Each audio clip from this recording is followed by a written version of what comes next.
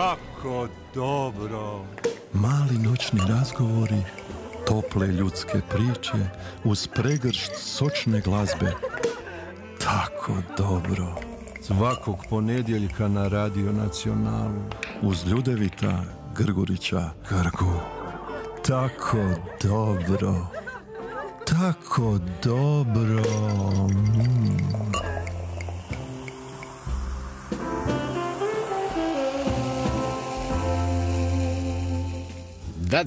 Da. Bit će nam tako dobro. I večeras u društvu s Hrvojem Rupčićem, glazbenikom i putopiscem. Ko bi rekao, jel? Ko bi rekao, koja simbioza, glazbenik, putopisac. Koliko se mi dugo znamo i da ti je neko nekad rekao. Da ćeš biti putopisac. Možeš malo da nas, to, da nas furaš malo, da. Aha, Škvadro, čujete ga, tko je s nama? I naravno, bit će nam tako dobro. Ovako, Hrvoje dragi, dobro mi došao. Hvala ti najljepša, Grga. Možemo biti na tiko te ovo tuku. Kaj ćemo vikati jedan na drugog? Da. Jesmo ikad vikali jedan na drugog? Nikad, hvala Bogu. A družili smo se, radili lijepe projekte. Bog me jako puno. I sad smo tu. Jako puno i baš mi je drago evo, da sam tu kod tebe. Meni. Hvala ti na pozivu. Meni je drago da si preživio sve ove putešestvije i sve ono o čemu sam čitao i knjiga ti je odlična i povod je pravi, treća knjiga mog dragog prijatelja, glazbenika i putopisca. Hrvoje, Kubizmo, 95. godina, projekt ljubitelja latino jazz glazbe, točno? Da, točno. Čekaj, ime ste dobili po nekoj Dizzy Gillespie, nekoj uspješnici. Istina, da. Naziv je moja ideja. Da, Kubab. Točno, da. A Dizzy Gillespie, to je znači prva, ta pjesma se smatra prvom latin jazz skladbom. Dakle, prva skladba koja je povezala bebop jazz i kubanu. I to je Dizzy Gillespie nazvao Kubap. I od toga Kubi sam ja izveo kubizmo. Ko ono kad je govorio Kibi Dabi. Da. A što je najbolje, na španjolskom kubizmu je doslovce kubizam. Dakle, kubizam stil umjetnosti. Nisam imao pojma. Ja nisam imao pojma da to znači. A kak si ti povezao i napravio iz ove simbioze Pa nemam pojma. Kubi, to mi je nekako bilo je kubizmo. Ali ima jedna fantastična anegdota kod toga. Mi smo ti, dakle, prvih par godina, ne znam da li se sjećaš, svirali u BP klubu kod Boška Petrovića. Dakle, od nastanka od 95. odnosno početak 96. 95. smo počeli vježba, 96. nastupat. I kako sam ja tad već jedno 3-4 godine svirao s Boškom Petrovićem. Dole u klubu i sve. I bio sam dole inventar kluba. I sjećam se da je Boško rekao, beba, veli, dok nisi ovak često dolazio u klub, super si svirao. Sad si previše u klubu, moraš opet početi vježbat. Ali dobro, nije to dio, odem ja. Nego, ja velim, Boško, sklopio sam bend, imam bend, sviramo ono afro-kuban jazz. Super, dobro, dođite da vidimo mi kaj to je. Dođite, ne znam, i sad mi daj jedan datum. Ja rekao, super. Veli, zvali bute se Cuba Libre. Ja rekao, Boško, ali ja već imam naziv za bend. Sad ja pričam kao da svi znaju Boška, ali Boško je bio unikatna osoba. Unikatna. Legenda. Kaj? Ja rekao, zvaćemo se Kubizmo. Kakvo idiotsko ime. Ne bute s tim idiotskim imenom svirali u mom klubu. A ja sam tad već godinama s njim svirao. Ja sam bio njegova jazz beba. I? Znaš. I Mario Mavrin koji je mene doveo u taj svijet džeza, basista, on me doveo u svijet džeza, sa njim i Nevenom Frangešom sam ja ušao u svijet džeza, svirao 3 godine u Hammond Triu, u BP klubu, i rekao, Hrvoje, veli, konačno si odrasao. Znači, Boško je bio bog i batina, tu se nikad nije prigovaralo, ja sam prigovorio Bošku.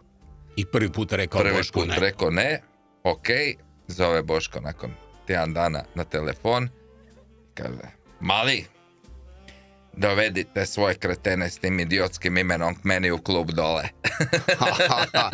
Znači, ipak ste ga dojmili, da, pa i pod tim imenom. Da. No, lijepa priča i lijepo prisjećanje na nezaboravnog Boška Petrovića i na njegov BP klubu koje su dolazile, ali svjetske face. Danas kad kažemo tko je sve gostovao u BP klubu, ljudi ne mogu vjerovati, ali bolje da ne ulazimo u taj dio priče.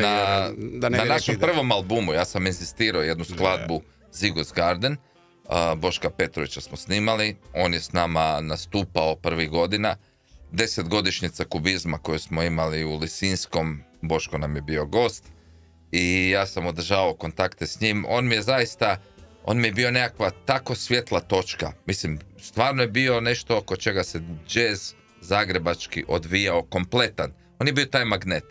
I mislim da zaista mora imati, mislim da Mario Mavrin sad 15.1. će napraviti veliki koncert za Boška. I to je tragedija da nema jednog kluba. I da nema takvog jednog kluba kao što je bio.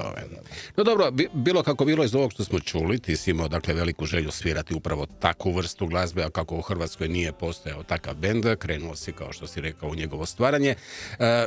Također mislim da je činjenica da si veći broj članova kubizma upoznao tijekom svog sviranja u grupi Ritmo Loko. Istina. Ja sam se 91. vratio u Zagreb u Hrvatskoj, kad su uglavnom većina odlazili, ja sam se vratio. Naime, 89. sam otišao u London. Otišao sam 89. sa povratnom kartom od mjesec dana, vratio se 91. Jer tamo sam krenuo baš...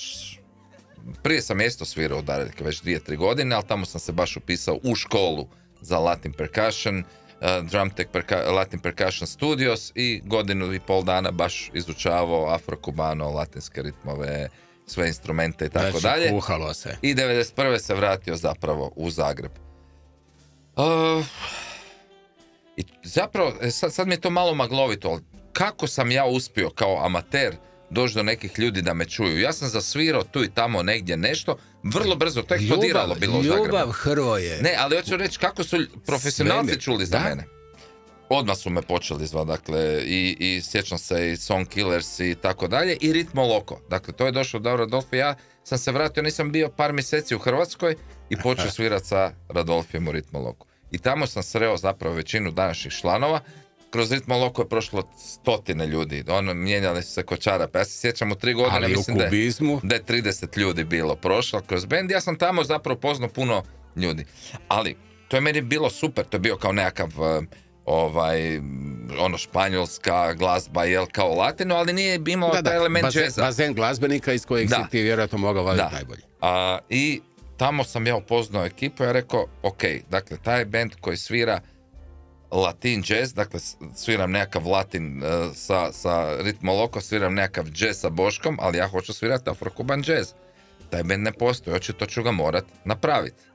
I ja sam zapravo počeo surađivati s glazbenicima, prvo u Dareljkaška sekcija, pa smo mi to sve posložili. Ti si bio izbornik. Ja sam bio na neki način izbornik. I onda se, skupila se ta ekipa koja je to htjela probati. U stvari, skupili su se ti kreteni sa tim... Da. Tim idioti sa tim kretenskim imenom. Da. Ali ovako, u kubizmu si, ja vjerujem, brusio i pragove svojih živaca i tolerancije. Istina, ali ja bi ti samo još da završim, možda ste rekao u kubizmu nije tako. Ono što je meni najdraže, da ne zaboravim, jer će nas odvesti. Dakle, 95. smo se mi osnovali, sljedeće godine nam je 30 godina. U kubizmu od 9 originalnih članova još uvijek 6 članova. A 98. su nas napustili 2 člana, trubač i klavirista. Od 98. godine je nas 8 zajedno. Znači 27 godina je gotovo cijeli kubizmo. A vi ste jedan mnogoljudni bračni par. Apsolutno. To 20 godina braka. Ali ja mislim, Hrvoje, da bend od 10 ljudi, dakle, s toliko različitih karaktera, za to trebaš biti doktor iz psihologije. Apsolutno. Sad si točan. Znaš šta, kogod se s nama tu i tamo vozio u kombiju, znao se vozit. Dobro. Ja sam tu nekakav... ja mislim da sam ja stvarno postao psihijatar.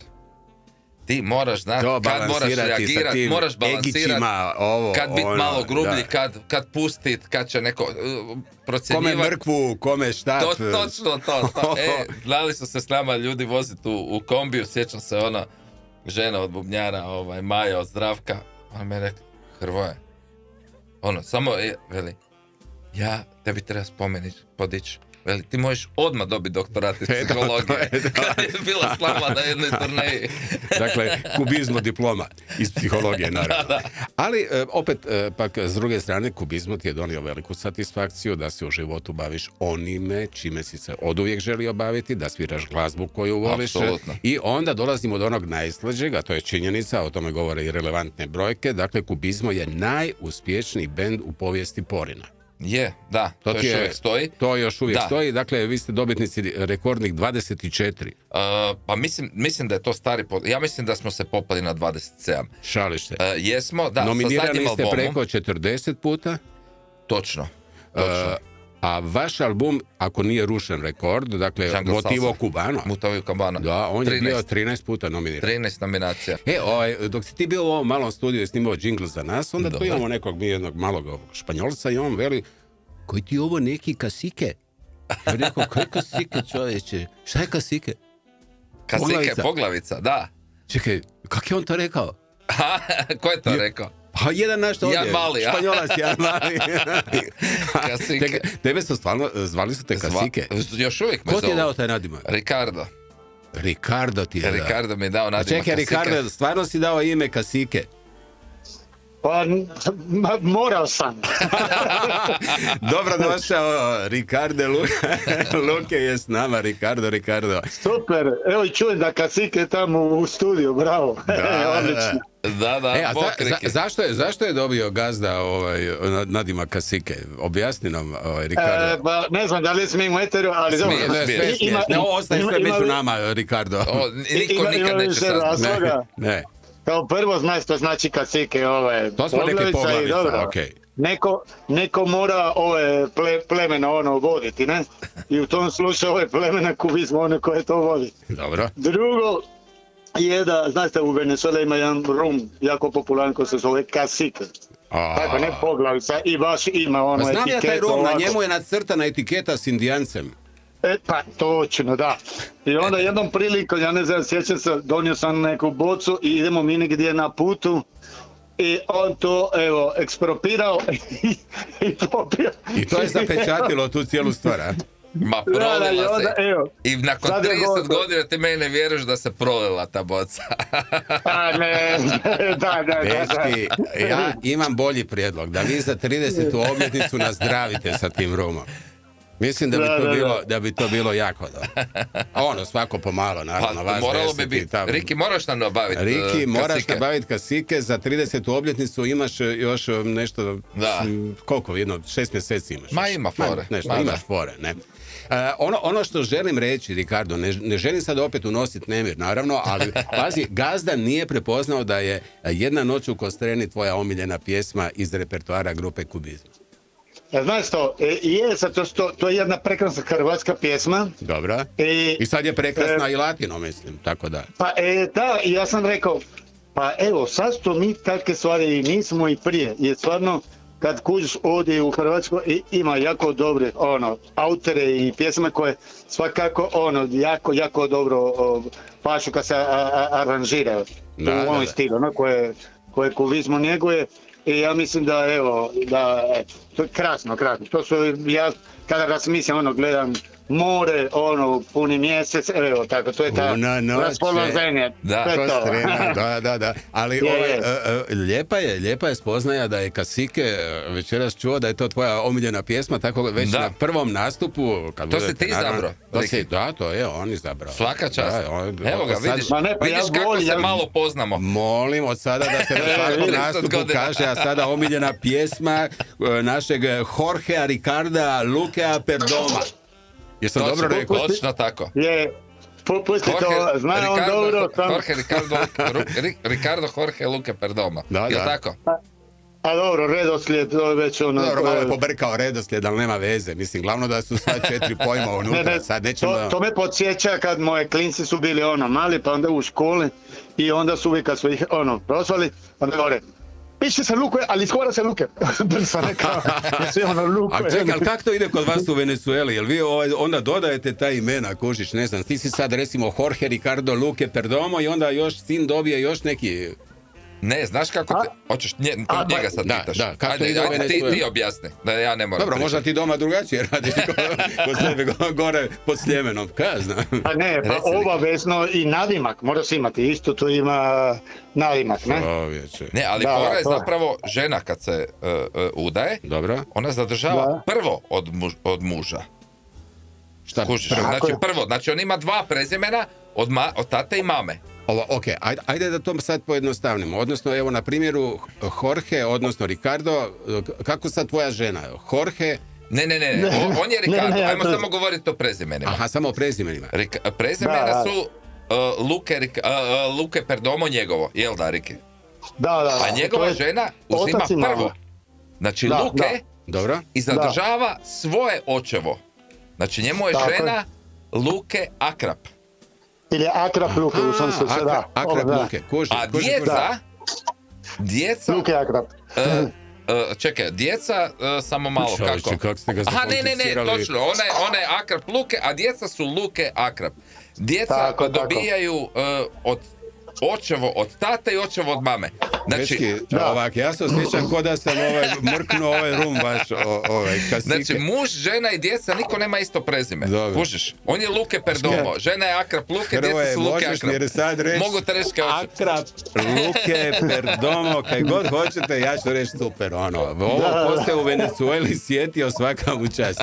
Ali ovako, Ricardo dragi, uz to što on odlično kuha. Apsolutno. Jesi ih probao klopu? Pa normalno sam probao. Čuje, Grga, ajde pogodi gdje sam Sava. Ma nema čestat. Jesi kod sebe u restoranu? Kaj si u restoranu? I da, nas razvolio, nas sad hara, gripa, prehla, žena me bolesna, jedna kuharica isto se razvolila i nisu, ja sam bio sad na neka predavanja, neka trivina i sam morao trčati tu. Siroče onda sam morao zamoliti ova kuharica koja je gospođa iz Kube, neko je tu držala prva smjena, da čeka još 2 sata, da ostaje dulje 2 sata da mogu ja tu uletiti. Evo, i upravo tu držim, evo ovako na rame i glava, palačinke, telefon. Što držiš? Aha, i bacaš u zrak. Ricardo, jesi čuo za Volt možda? Sa koga? Volt, mislim, dostava, 120 maksimirska. Možeš ti to upogoniti, nema greške. Malo ga moramo normalno. Sad ćemo mi tebi zasvirati isto što si još zaželio, ali... Riki, hvala ti na javljanju. Slušaj Radio Nacional, hvala ti. Super da ste čuo ovo, inače ne znam. Ne vi se vidi, sad nema gazi trenutno. Ćao. Veliki pozdrav, Ricardo. Ajde, pozdrav. Drži se, Ajde, čao. On ima tu areperu. Da. Znam sve, pa dobro. Arepa, znaš šta je arepa? Šta je arepa? Arepa.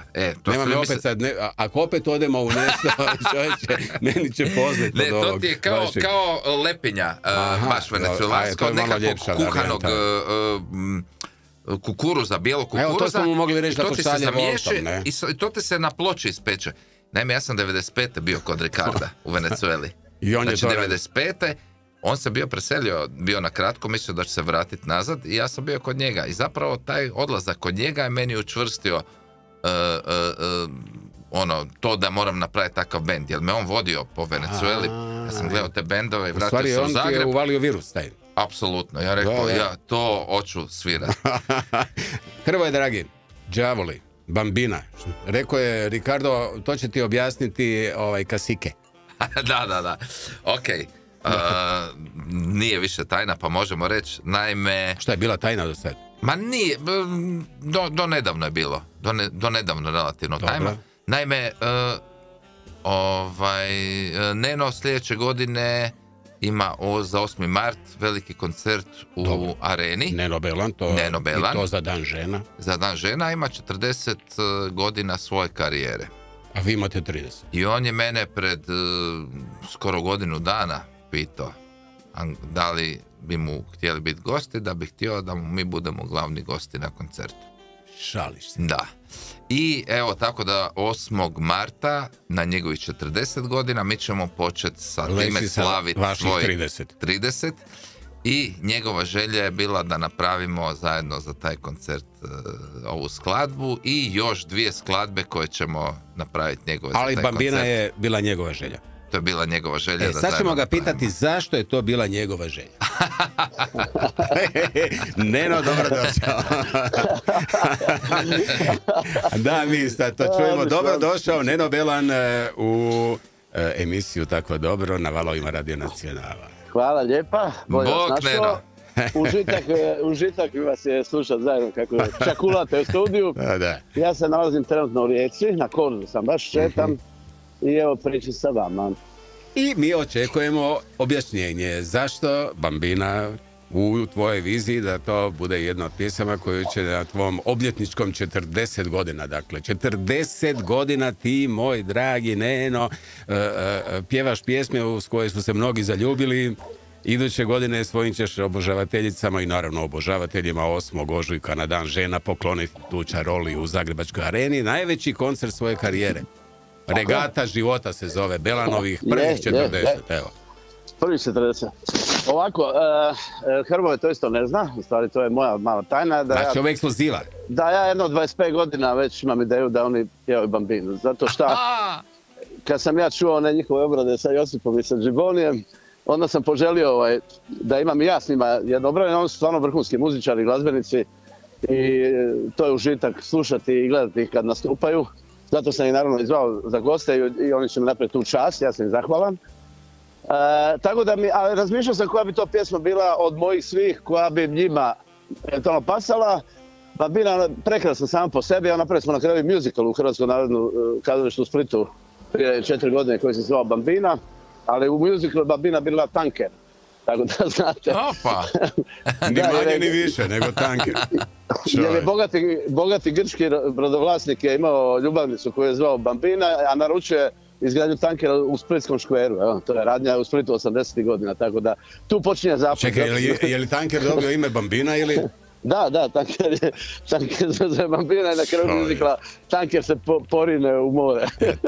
To je ljubav, čovječe, kad imaš ljubavnicu kužiš i onda pokloniš tanker, čovječe. Da. I sad zamislite ovu situaciju, kubizmo pjeva pjesmu o tankeru, pa to je ludilo, čovječe. Nema dalje. Pa dobro, bolje da je tanker nego, ne znam, da je Pershing, čovječe, to baš ne... A znaš šta, evo, sad tek još više ta pjesma zaslužuje da je obradimo. Naime, to znam nekad na koncertima reći, ima nekih pjesama gdje žene misle da se radi o nekim ljubavnim pjesmama, a zapravo su vrlo prozaične kubanske. Sjećam se, ima jedna od Compay Segunda, legendarnog iz Buena Viste, gdje on pjeva Chicharrones i tako dalje, a Chicharrones to su čvarci. Da, odnosno oni imaju pečenu kožu kao svinjeću na šlapu i on pjeva o tome, a žene odvaljuju. A ne kuže da je riječ o čvarcima. Pa tako ne moraju znati ovi koji će se zaljubiti ni da je ovo tanker. Ne, ali Neno, ako vi ne uložite taj napor i ne snimite taj tanker, čovječe, koji će se pojaviti, ja već sad vidim na video zidu u areni, čovječe. Da. E sad, da li sad razbijati iluzije ili ne? Da. Specijalni efekti, u sred koncerta u areni porinujemo tanker. Tako je. U parter.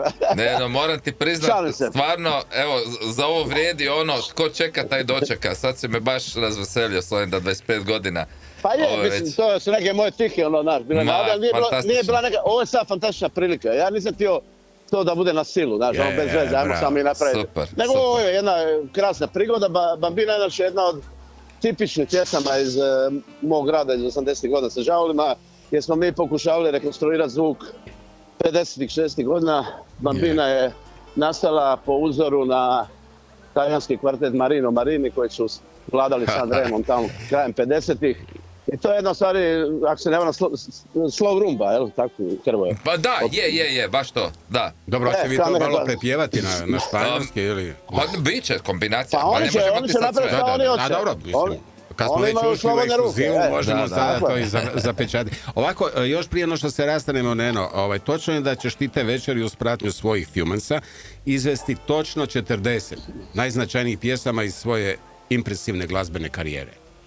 Pa, tako smo proglasili koncert. 40 pjesama za 40 godina. I čekaj, ali ako publika, slušaj, ako bude publika htjela još, nakon čak tih 40, uvijek se možemo dogovoriti. Da. Ali moramo upozoriti publiku, stvarno, koji slušaju, slušatelji pa će doći na koncert, to će trajati oko 4 sata. Znači lunch paket mora. Da se pripreme. Da se pripreme, da. 4 sata, čoveče. Vi rušite ovaj rekord Springsteena. A Springsteen je svirao 3.40, ja sam gledao u Trstu. Pa da, mala beba za vas. Vi ste 4. A mi smo već u Domu sporta prije 2 godine, 3.45 sa Bisom svirali. I publika je bila željna još, tako da nije to nama ništa neobično. Neno, pozovite i dečke iz Guinnessa, tako da odmah to uđe za 25. godinu. Veliko je bilo zadovoljstvo čuti sve ovo što si nam rekao. Mi te pozdravljamo s našeg malog tankera, Radio Nacionala. Okay. Baš si me razveselio. Baš si nas razveselio. Da si se javio. Hvala ti velika na javljanju. Pozdravi sve na Korzu. Reci, evo dečki s Radio Nacionala pozdravljaju vas. I vidimo se kod mene u čarobnoj šarenoj kućici uz vatricu na probama nekima. Može. Veliki pozdrav. Ljudi, guštajte i čujemo se, vidimo se. Živio. Pozdrav. Evo, sad smo saznali nešto što nismo znali. Dakle, dečkima ćeš reći, vi znate što je bambina. Dok me iznenađuješ me, dobar si. Dobro. Idemo mi sad dalje. Naime, sad smo saznali to, ali sad mene zanima, znaš li ti ovo? Naime, jedna od pjesama koju si izabrao je pjesma Boba Marleya i njegovih Wailersa. Dakle, 3 male ptičice. Aha. Sad, dakle, izvor Marleyjeve inspiracije za tekst pjesme Three Little Birds ostaje sporan. Ja ne znam. Ja ću ti dati 3 opcije koje su... ABC. Ne, ali postoji dakle nekoliko verzija. Dakle ovako, neki vjeruju da je Marley koristio ptice kao metaforu za način na koji su Jamajčani morali uzgajati, što misliš to? Marihuane? Pa naravno, kanabis. Ali sad drugi pak vjeruju da je tekst djelomično inspiriran pticama koje je Marley volio i koje su letjele i sjedile pokraj njegovog doma. To je jedna romantična Dobra. I sad dolazimo do ove treće. Među 3 pjevačice iz reggae grupe njegove prateće koje su s Marleyjem nastupale. Znao sam da mora biti one sa ženama. Sad kažu, to su sve gluposti, to smo za sve krive mi, to je referenca na nas. Dakle, nakon nastupa bio bi naravno ovo što veli Neno, dogovorit ćemo se bis. Ne? I sad ponekad su ljudi čak htjeli da se vrate na pozornicu 3-4 puta i znaš kaj bi onda Marley rekao? Ja se hoću vratiti, ali moram čuti što će reći moje 3 ptičice. Koju bi ti odabrao varijantu? Kanabis? Treću. To je najuvjerljivije. Apsolutno. Tako dobro. Uz Ljudevita Grgurića Grgu.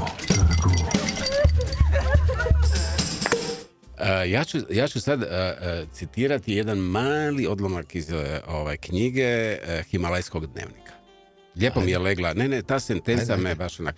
Kaže u toj knjizi Hrvoje, volim treći svijet. Osjećam ga na koži, u nosnicama i negdje između grkljana i srca koje mi počinje brže kucati. Možda je duša to što mi on dira, ne znam, ali ugodno je. Kao povratak domu. Evo sad ti uživaš kao što si uživao malo prije dok je Kostrena išla. Da. Točno ti vidim na faci. Je, istina. Je. Ali pazi, ti sad to čitaš, ja to ko da prvi put čujem. Ma daj. Da. I skoro si mi pitao ko je to napisao. Da, baš tako. Ali to je živa istina. A između ostalog, treći svijet sam, jel? Da. A uglavnom to si napisao, dakle, u tom svom prvom objavljenom putopisu u Himalajskom dnevniku, koji je postao omiljeno štivo za ljubljenika u putovanja. A u toj su himalajskoj avanturi s tobom bili i poznati momčići. Da. Bio je alpinist Stipe Božić i bio je Vedran Likota. Da. Stipe Božić mi je napisao i predgovor za tu knjigu, što mi je zapravo bio veliki vjetar u leđa. Moja prva knjiga, jedan tako veliki alpinista i pisac i putopisac i sve ostalo šta Stipe je da mi napiše predgovor. A Vedran mi je bio cimer cijelo vrijeme, 20 i nešto dana na putu. Mi smo bili u šatoru cimeri, ne govorimo o sobama, nego o šatorima. I moj jako dragi prijatelj, pa evo, na neki način jako ga puno spominjemo i u toj knjizi, pa... Dakle, u stvari vas ste trojica bili, da malo pojasnimo slušateljicama i slušateljima, bili dio tima Vlaji na Himalaji, koji se 2017. godine popeo na vrh. Mera Peak. Visok? 6476 metara. Ali vaše putovanje je bilo daleko od laganog. Apsolutno, dakle, mislim, ja sam prvi put bio na tim visinama. Naravno tu sve one tegobe, visinske bolesti, umora, svega ostalog, 20 dnevnog pješačenja po 10 sati dnevno, po svakakvim vremenskim uvjetima. To je jedna posebna disciplina, spavanje u šatoru, nekad zamrznutim šatorima, nekad u nekakvim kolibicama, otapanje ponekad leda za napraviti čaj ili nešto u ovim zadnjim danima i tako. Vrlo, vrlo zanimljivo iskustvo, izuzetno teško, ali time što je teže, to upečatljivije, pa mi se to jako urezalo u sjećanje, pa sam onda napisao i knjigu o tome, jel? Da, zanimljivo je da je u toj knjizi opisuješ kako je uz sreću i euforiju bilo i prepirki. Zbog nervoze, budući da ste navodno svi zbog vrtoglavice bili danima neispavani. No, srećom, svi problemi su se brzo rješavali. Pa jesu, da. Pa mislim, to je normalno na takvim ekspedicijama. Zaista umor je nevjerovatan. Naime, kad te počne trest visinska bolest, to su glavobolje, povraćanja, proljevi, umor, neispavanost, nesanica i sve ostalo.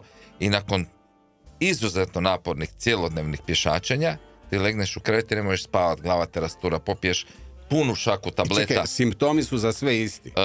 Ovisi od tijela do tijela. Ne, od tijela do tijela. Dakle, tvoji su ovi što si ti ispričao. Da. Vedrane, koji su tvoji simptomi? Moji simptomi su uglavnom nesanica zbog hrkanja mog cimera. A to su bili simptomi, znači? A mislim, tko je na liniji, pardon, zovu me ljudi, ja ne znam ni ko je. Dobro došao, Vedrane, ovdje je složna ekipa, dakle, mi smo ovdje u duelu na neki način. Hrvoje Rupčić, Ljudevit Grgurić, Grga, Radio Nacional, dobro nam došao. Bolje vas našao i srdačno vas pozdravljam. Evo i voditelja, a posebno Himalajca Rupčića. Pa Vedrane. Ali Vedrane, uz dobrodošlicu, a evo spomenuo te odmah Hrvoje, kada je bila riječ o Himalajama. Ucijenio sam ga. Da, mora odmah tebe spomenuti. Ali ti si Hrvoja, kako piše u njegovoj knjizi, često nasmijavao. Što to znači? Pa vidiš, ti sam. Pa gledajte, bilo je nekoliko, ne znam, ja sam prošao možda 2-3 nekakve uspjele anegdote koje su se dobro primile. Nisam ja baš neki veliki vicmaher.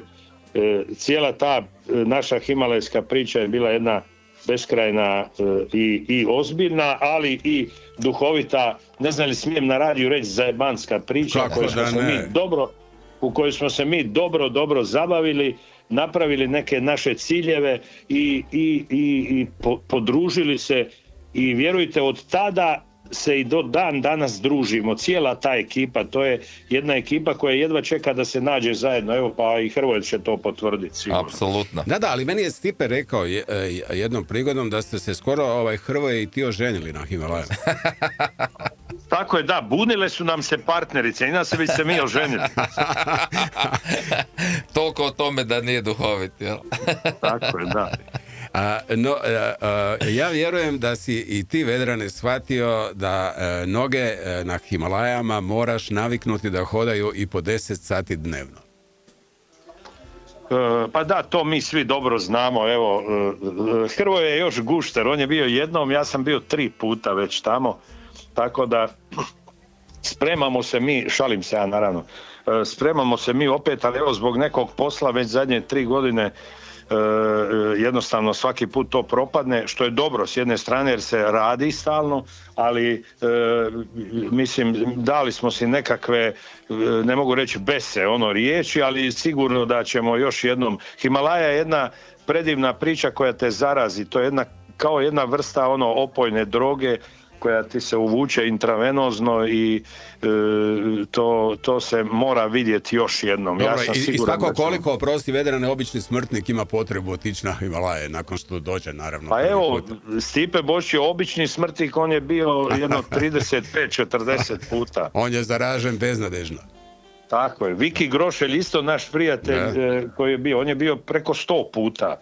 Tako da to ovisi. To ovisi. Kao što mi idemo na Biokovo, ne znam, 100 puta, tako se ide i tamo. Ima toliko toga za istražiti, za prošetati, za obići, za upoznat. A je li možda, oprosti Vedrane, ili možda tajna i u dobroj klopi? Naime, Hrvoja je tamo oduševio jedan odrezak od ovog, kak se zove? Od Jaka. Eto, od Jaka. Je li tebe klopa zarazila? Pazi, puno toga je njega oduševilo. On je tamo bio čistač. On je, kako je on obožavatelj ovih orijentalnih začina, mislim, ja to znam, već dovoljno smo bili u braku da se znam. Dobro.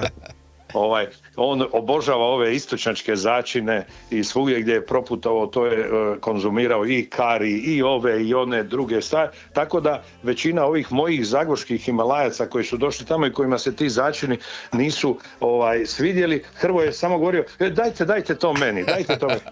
Tako da neki nisu mogli jest onaj dalbac, to je ona riža sa karijem, sa ovim svim, jer je, kako bi rekao, hrana kad se počnete penjati u Himalaji je jednolična. To je uglavnom riža, par drugih stvari, jaja, nekakve siromašne juhice i ovo, tako da se čovjek poželi na neki način mesa. Mi smo jednom, ne znam da li je Hrvoje ispričao, kad smo se vraćali sa Mera Pika, drugi, treći dan hoda, smo naišli na čovjeka koji je tranširao, odnosno zaklao je jaka, pa je imao meso, pa smo mi išli kupiti 6-7 kila, pa smo tih juhica kao naših začina, ove što smo imali u vrećici i naših još drugih nekih malih začina, radili gulaš koji je bio užasno tvrd, to se jako puno kuhalo, ali bez obzira što je, kako god je ispao, mi smo ga pojeli i polizali kazan. Tako da je tamo, ajmo reći, glad stalno prisutna, se čovjek troši i tako dalje, hoda i ovo. Ali evo, Hrvoje se pokazao kao izvrstan gurman. Da, ali pamti se i dan kada je Hrvoje bio pomalo neugodno iznenađen činjenicom da za ručak ima samo juhu s rezancima. Da, to je bio jedan od najtužnijih dana njegovih na Himalaji. Bezmesni ručak. Da. Ja se ne sjećam sad tog detalja, ali ma gledajte, sve što vam on kaže, ja potpisujem. Sve nam je jasno. Vedrane, dragi, velika ti hvala što si nam se javio, oglasio u eteru Radio Nacionala, evo nasmijao opet kao i u šatoru svojevremeno 2017. godine svog cimera Hrvoja. Želimo ti ugodan ostatak večeri. Ako imaš volje i želje, ostani još s nama u društvu, naravno kao slušatelj. Hoću, da, poslušat ću ja do kraja, a evo vas isto pozdravljam, hvala vam što ste nam se sjetili. Hrvoje, drž se. Vedrane, hvala veliki ti puno pozdrav. Na javljanju, baš ti berasisane. Ajde, živio. Ode tvoj cimer. Ode. Sad još jedno pitanje za tebe. Na spomen pjesme Mama Juanita, koja je prva asocijacija? Moja supruga. Ma daj. Apsolutno. Ona je moja mama Juanita. Ona je mama Juanita. Dobro, vi ste se vjenčali 29. srpnja 2019. Točno. Na Biokovu. I to u nekom, kažu, ne svakidašnjem izdanju. Da, onako. Što to znači? Pa... Reci poglavico, slobodno. Budi hrabar. Da, bili smo dakle na vrhu planine, smo se oženili, zapravo mi smo se godinu dana ranije zaručili na čvrsnici, na Hajdučkim vratima. Ne znam da li znaš onaj prsten. Ne znam, ja bježim od toga. Prsten ti je na čvrsnici u BiH, na Hajdučkim vratima, prekrasan. Dakle, kameni prsten, to je čudo prirode.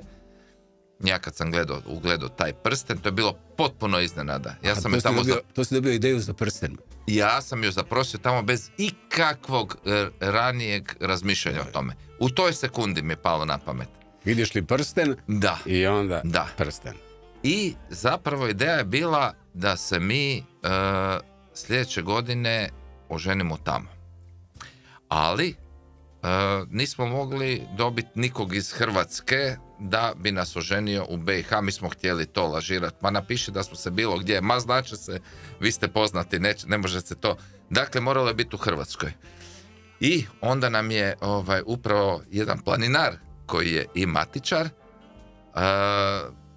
predložio Biokovo, ili moja supruga je predložila Biokovo, kaže, pošto ona iz Grubina, iz Imotskog, kaže, cijeli život gledam na jednu stranu čvrsnicu, na drugu Biokovo, idemo se oženiti na Biokovu. Tako da smo mi, i to je bilo zapravo tad je tih dana upravo Vedran slavio rođendan, pa I mislim da, ne znam, 29 ili 30, sad se ne mogu sjetiti. 29, mislim da je točno taj dan. Vedran je isto bio u toj priči. Nas ti se 7 samo gore. 7 je gore bilo. Je bio Stipe Božić? Ne, bili smo ti, moja supruga i ja, naši kumovi, naši zaručnički kumovi, koje smo upoznali I mladenci. I u narodnim Ivanin nošnjama. brat koji nam je svirao gore. U nošnjama, dakle u odjeći koju je kreirala sama Ivana, sve prirodni materijali, prirodne boje i tako dalje. A onda poslije kad je počela fešta, onda smo se preobukli u Indijance. Šališ se. Potpuno. I ti si onda stvarno bio poglavica, ja sam a ona cijeli život zapravo kasinke. Da. Poglavica, da. Sa perjanicama, sa svim, sa odjećom indijanskom. I onda si je ti u stvari zvao i svojom Pocahontas. Pa evo, ona se sjetila to. Nekako je spontano ispalo. Ona je počela pjevati, dakle, duo Pegla, jel? Ajajaj, Mama Juanita. To je zapravo bilo na našem prvom putovanju u Iran. Kužim.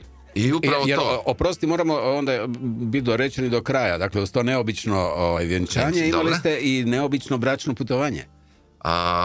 Točno. Zapravo ovako. Ne, idemo ovako. Jednostavnije od ovih imena iz Venezuela. Zaručničko putovanje je bilo u Iran. To je bilo zaručničko. To je zaručničko, dobro. Točno, da. A honeymoon?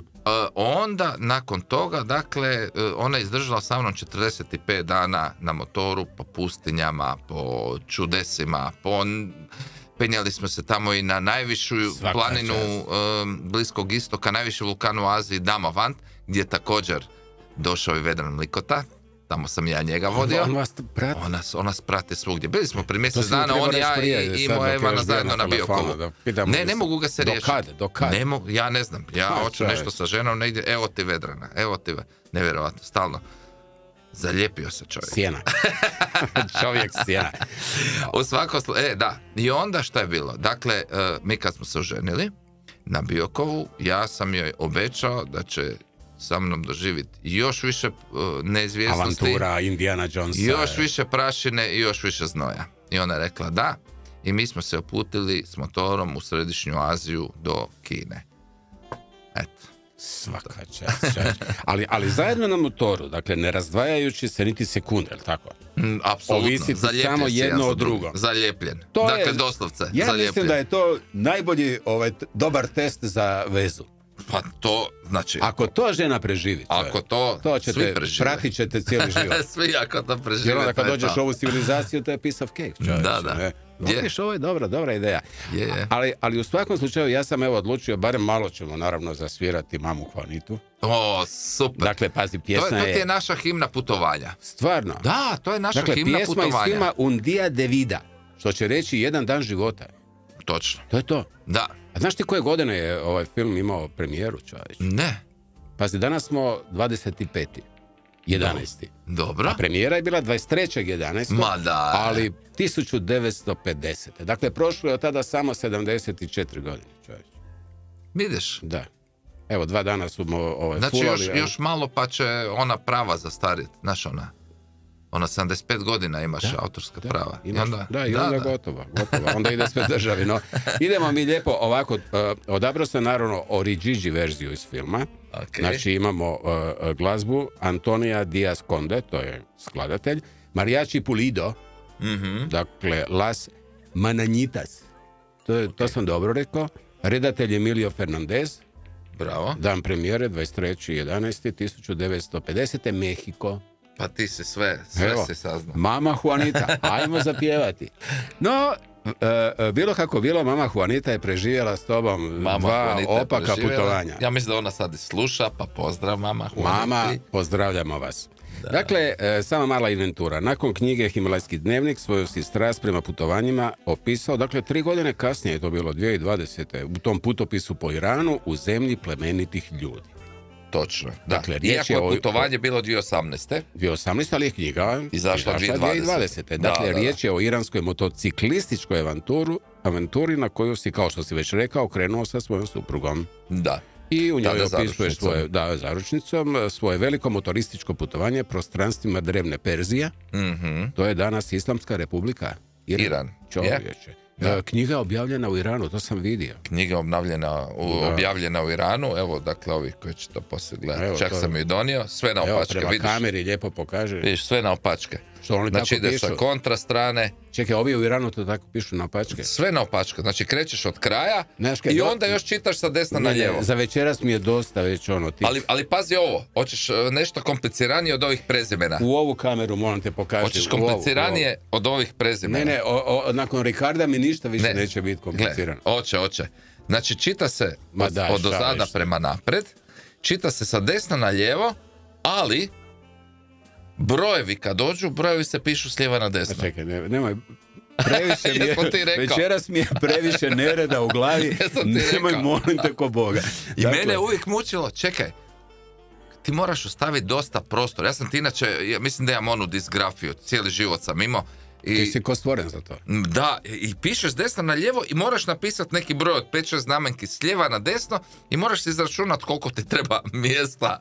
Jel da ne moraš pisati sve manje i manje, što sam uvijek u životu pisao. Koliko će ti trebati do kraja. Da. Uglavnom, knjiga je, dakle, nakon što je u Hrvatskoj stvarno bila hit knjiga, jedna od najčitanijih putopisa, 2 godine za redom, došla je do iranske ambasade, ne preko mene, nego došla je do njih nekako. A njih je dotaknulo što je njihova zemlja u toj knjizi pokazana kao zemlja uglavnom ljudi. Njihov tadašnji veleposlanik izvanredan Parviz Ismaili, inače čovjek je umjetnik i bavi se književnošću i svem ostalom, on je dao da mu čitaju tu knjigu i prevode. S desna na lijevo. S desna na lijevo. Dobro. I on se oduševio i potrudio se da knjiga bude prevedena na perzijski. S lijeva na desno. Sa desna na lijevo. Aha, a tu ide s desna na... A njemu su čitali s lijeva na desno. Dobro. A on je to razmišljao sebi odmah u glavi s desna na lijevo. Zamislite urednik te knjige, čovječe. Da. I u svakom slučaju, ta knjiga je izdana, evo sad neki dan je bilo da je 3 godine da je izdana u Iranu. Imala je svojih 5 izdanja, preko 15,000 prodanih primjeraka. I prije tjedan dana, neću sad gledati u mobitel da ne čitam, vjeruj mi na riječ. Okay. Dakle, izdavač mi je napisao da bi željeli da o njihovom trošku dođemo u Iran, da napravimo promociju knjige u nekoliko gradova. Kako dobro. Tako dobro. Da, jel da? A čovječe. Dakle, a jesu čovjeku počeli čitati ove putešestvije? Više on nije veleposlanik, nije veleposlanik, ali moram mu dostaviti, obećao sam mu. Dobro. Ne vjerujem da nas sluša, jer je on, ne znam sad je trenutno vjerojatno u Iranu, su ga negdje drugdje poslali, izvanredan. Ko je dao naslove ove putešestvije po Turkestanu, pa onda u zemlji plemenitih ljudi? Vidiš, za to ti je zaslužan moj urednik, Josip Antić. I stvarno, ja sam oduševljen bio sa knjigom, dakle, u zemlji plemenitih ljudi. Gospodine Antiću! Zdravi bili, zdravi. Dobro nam došli. Pa jako god spomenem, čekaj šta je ova Grga. Njega će biti do kraja emisije strah spominjati imena. Josipe, hvala ti što si tu. Bog, Hrvoje, čao. Gospodine Antiću, dobro nam došli i dopustite mi samo kratko predstavljanje. Pozdravljamo Josipa Antića, urednika knjige u izdavačkoj kući VBZ, odnosno knjiga, kad već pričamo o ove 2 knjige u zemlji plemenitih ljudi i putešestvija po Turkestanu Hrvoja Rupčića. Gospodine Antić, vi naravno čitate s lijeva na desno, ne? Ja čitam svih smjerova, ponekad spojim to što sam pročitao, ponekad ne. Ali ja ću sad pročitati jednu kratku sentencu. Naime, u jednoj od recenzija Hrvojeve knjige lijepo piše ovako. Ako nam je ikada trebala dobra vizija, onda je to danas. Hrvoje Rupčić pronašao ju je s onu stranu civilizacija, vjera i ideologija. Slaže li se urednik? Pa moram se složiti sa samim sobom. ponekad se to isto dogodi, da. Ne, sad ste me malo sjetili, slušao sam vas dok ste pričali. Dobro. Dakle, naš susret je bio isto jedna mala pustolovina, jer se uređivanje puta u zemlji plemenitih ljudi događalo u doba korone i lockdowna, tako da smo mi zapravo praktički knjigu uređivali stalno se dopisujući i s lijeva s desno i desno na lijevo. Je. Evo, s toga ste me sjetili. Sad pitajte dalje. Ovako, pitaću vas dalje, ne znam naime, gospodine Antiću, kako vi, ali ja sam recimo čitajući knjigu, stvarno imao osjećaj kao da se cijelo vrijeme vozim s Ivanom i Hrvojem na motoru i dijelim s njima sve ove zgode i nezgode koje su u knjizi, a ta neposrednost, rekao bih, doživljaja upravo je ono što je zasigurno i najprivlačnije u toj knjizi. Pa, generalno, ja volim uređivati Hrvoja, jer evo dogodilo se da smo 2 knjige radili zajedno, zato što najprije on bira takve lokacije koje su izvan ove neke hedonističke i konzumerističke priče. On to stvarno radi, kod njega je to stvarno autentično putovanje, recimo na onoj razini sa istim entuzijazmom s kojim je Joža Horvat krenuo sa svojom Besom, ne. On je krenuo na more, a Hrvoje je krenuo sa svojim motorom. To je jedno. Druga stvar koja je mene odmah privukla je što on tamo gdje putuje otvorene glave i otvorenoga srca. Sad kad ste spomenuli plemenitih ljudi, ja se i sad spominjem, baš sam uživao čitajući taj dio knjige, kad on, mislim je li to u predvorju neke džamije tamo u Iranu, priča sa nekim vjerskim službenikom ili čovjekom koji je baš ono skroz u toj njihovoj trenutnoj priči, i to radi tako otvoreno, tako dobrodušno, ali pritom ne odstupa naravno od svojih nekih svjetonazorskih pogleda. Recimo, baš ono mi je bio gušt raditi na takvom tekstu. I ono što ste rekli, da se vratim na početak, cijelo vrijeme dok u svim tim knjigama postoji jedna stalna vibra, jedna dobra vibra, jedna radost putovanja. Čak i u trenucima kad i ne ide dobro, kad je frka, kad crna pantera zašteka, nije baš da je puno zaštekala, ali možda, koliko se sjeća, na nezgodnim mjestima njoj ćemo se zahvaliti na kraju emisije, sigurno. Da, njoj svakako. Evo, cijelo vrijeme je vrlo... Dakle, Hrvoje ima tu mogućnost da balansira pripovijedanje koje je na samome terenu, ono što se događa, a onda radi jedne fine pasaže u kojima te upoznaje sa poviješću ili sa nekim razmišljanjima koje mu dolaze naknadno, pretpostavljam. Lijepo. Jedino što ga nisam stigao nikad pitati, pa evo sad koristim priliku, kako piše kad je na putu? Da, vidiš, nikad nismo to dotakli. U principu pišem zabilješke, kratke crte, vrlo kratke, odmah je i to u mobitel. Čim dođemo negdje, mrtav si umoran. Dakle, to su samo minute imaš. Ili kad negdje stanemo, odmah pišem stvari koje su mi se dojmile. Dakle, i misli, i događaje, sve što će mi asocirati nešto kasnije. Ja? I onda zapravo od tih crtica poslije rekonstruiram u glavi. Jasno, to ti onda služi da se prisjetiš upravo tih epizoda. Ne? Prije no što se rastanemo, gospodine Antiću, putešestvije.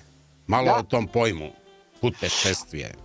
Pa ovako, inače to je doba kad sam ja bio mlad, bio neki termin koji nam je bio nekako normalan, nismo baš imali da nam je nešto novo. Onda ga dugo nije bilo jer smo valjda prebirali malo po jezičnim formama i Hrvoje ga je upotrijebio, ja sam na njega doskočio, on ga je i u knjizi ga je objašnjava. Dakle, to je rusizam, jer tamo gdje Hrvoje putovao je, s obzirom na tu priču sa Sovjetskim savezom, je ruski dominantni jezik i dan danas ne. I to bi zapravo značilo nešto, kod nas bi to bila neka pustolovina, neko kako bi rekao sad, putovanje sa svojom pričom, nekom ležernijom, bar tako meni. Kao izazivanje vraga na putu, onako, otprilike. Da. I onda smo, meni je od početka zazvonilo bi to bilo dobro u naslovu, jer uvijek imate problem kod knjige, morate u naslovu nešto reći što će privući čitatelja. Da, a onda se, oprostite, moramo odmah dotaknuti ovog Turkestana. Turkestan to nije greška. Ne, nije greška i to... I to zapravo danas na geopolitičkoj karti ne postoji, ali nekad davno kad su ljudi označavali taj prostor Središnje Azije, onda su upotrebljavali upravo taj termin. To je, Turkestan. danas je to Turkestan, danas je to, ne znam, Hrvoje će znati puno točni podatak koliko je to zapravo stanova, a stanovi su zapravo, to me on naučio, naziv za zemlje u kojima obitavaju određeni narodi. Ne? Turkestan znači da tu žive Turci. Ne? Okay. Ili barem ljudi koji su iz te etničke grupe. Jasno. Evo i za kraj, ono što me zanima, evo da na neki način zakucamo gospodine Antiću, Hrvojev ego. Sluša li on vas kad vi njemu kažete, ali Hrvoje, ne može to tako, trebalo bi to ovako? Pa ne ovako, prva i druga knjiga je velika razlika, to je Hrvoje istaknuo na Interliberu, onako, sam način da je to istaknuo mi već govori o njegovom odnosu prema vlastitom egu. Prva knjiga je bila knjiga u kojoj je Hrvoje znao što hoće reći, međutim strukturalno je još nije imao neka rješenja vezano kako ući u knjigu, kako voditi liniju pripovijedanja. Zapravo je druga i treća dio knjige je dobro vodio, početak s otvorom je imao problema. Tu kad sam mu nešto sugerirao, dakle on je isti tren rekao ok, to je to. A za drugu knjigu to je bio takav napredak da ja kad sam dobio i počitao sam rekao, slušaj stari, mi ovdje zapravo trebamo misliti kako ćemo je opremiti, kako ćemo složiti karte, kako ćemo složiti fotografije, ali u samome tekstu nema se što raditi. To je stvarno napravljeno, strukturirano je bilo onako da nije bilo velikog posla. Tvojom zaslugom, Josip, evo, da se ja ubacim tu, da nisam samo da sa strane, da samo slušam, evo sad da kažem u eter, dakle, upravo to što je Josip rekao, on mi je puno, dakle, u ovoj zemlji plemenitih ljudi, on je zapravo strukturalno napravio da je ona takva kakva je. I rekao mi, tu ti treba dijalog, ovdje je neupravni govor, ubaci upravni, ovdje raširi priču, ovdje sam zaintrigirao, prebrzo si stao, pravi urednik. Ja sam recimo imao datume kao u Himalajskom dnevniku, datum taj i taj. On mi je rekao, to moraju biti naslovi, to su poglavlja. I sve ostalo, ja sam se oduševio. I zapravo on meni toliko otvorio oči, da kad sam pisao novu knjigu, ja sam VBZ-u rekao, ja želim da Josipa Antića kao urednika, nikog drugog. Dakle, Josipa Antića. I Josip je rekao, baš mi je drago, ali ja moram priznati da već u pisanju sam ja sve sumirao i to što je Josip meni pričao i napisao sam ju tako da ju zapravo, kao da ju je on već uredio. Bilo kako bilo. Tako da je njemu zasluga topla velika preporuka za putešestvije po Turkestanu. Vama, gospodine Antiću, velika hvala što ste nam se nakratko pridružili u ovom dvosatnom druženju na valovima Radio Nacionala. Veliki pozdrav vama i naravno... I vama hvala što ste mi dali priliku da se malo družimo. Veliki hvala pozdrav. Ti, Josipe. Adio. Bog. Evo, bilo je lijepo čuti tvog urednika knjige. Sad ćemo opet malo, naravno, zasvirati. Ja ću se potruditi ovo izgovoriti, ali ne znam da li je to točno. Ojos de brujo. Ojos de brujo. To su kao oči čarobnjaka. Točno. Dakle, oči čarobnjaka, odnosno brujo, da, to je to. Vraća. Vraće bolje. Pjesma se zove Rumba del Adios. Rumba del Adios. Dakle, fantastičan jedan španjolski bend koji kombinira... Iz Barcelone koji kombinira sve moguće. Ali tu postoji jedan čovjek koji je možda zasigurno i na neki način tebe inspirirao, a to je čovjek koji je osnovao bend. Dakle, nije bio Hrvoje Rupčić, nego sjajni perkusionist također, izuzetno voljen i cijenjen glazbenik Čavi Turulj. Da, izvanredan. Koji je preminuo, nažalost, 2020. godine u 59. godini života od karcinoma. Da. Ali Ojos de brujo, dakle, bend se raspao prije njegove smrti 2012. godine. I to mi je, moram priznati da mi najviše mi je žao što nisam taj bend čuo uživo. Ima njihov jedan koncert, samo malo sad kako se zove, Live at, ne mogu se sjetiti, ali to sam pogledao 1000 puta. Što da kažemo, glazbenik ili putopisac? Gle, snimio sam, to sam tek nedavno saznao u Huzipu, ja ti inače ništa ne pratim. Ja rekao, ja sam toliko toga snimio, ja nemam pojma koliko sam ja toga snimio. Ne? Ja kažem, pa pogledaj se, imaš svoju stranicu u Huzipu, pogledaj. Rekao, čekaj, negdje piše to sve. Pa normalno da piše.